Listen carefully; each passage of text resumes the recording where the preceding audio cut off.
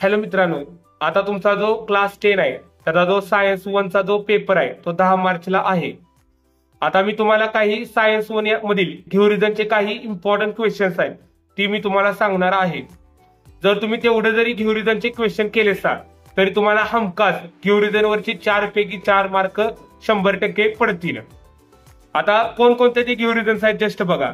आता तो तुमचा सायन्स 1 चा जो दुसरा चॅप्टर आहे पिरियॉडिक क्लासिफिकेशन ऑफ एलिमेंट, त्याच्यामधील जे एक्सरसाइज मधील जे पहिले 4 रिझन्स आहेत ती तुम्ही करा, मी असं सजेस्ट करतो. तर केमिकल रिएक्शन आणि इक्वेशन त्याच्यामध्ये जे एक्सरसाइज मध्ये जे 4 प्रश्न आहेत म्हणजे रिझन्स आहेत ते तुम्ही करू शकताय. नंतर तुमचा जो एक प्रकारे मेटलर्जी हा जो चॅप्टर आहे त्याच्यामध्ये जे रिझन्स आहेत ते तुम्ही करू शकताय. आणि जो इफेक्ट ऑफ इलेक्ट्रिक करंट आहे त्याच्यामध्ये जे एक्सरसाइज मध्ये जे प्रश्न आहेत ते तुम्ही रिझनचे ते तुम्ही करू शकताय.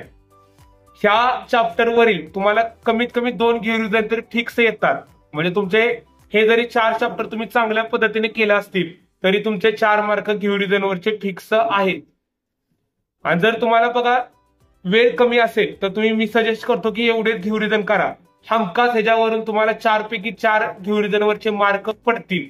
हा, आणि जर तुमच्याकडे वेळ असेल तर मी सजेस्ट करतो की तुम्हाला एक प्रकारे जो तुमचा हे आहे चॅप्टर अपलेन्सेस त्याच्यामध्ये जे एक्सरसाइज म्हणजे पहिले 2 रिझन्स आहेत ते तुम्ही करू शकताय.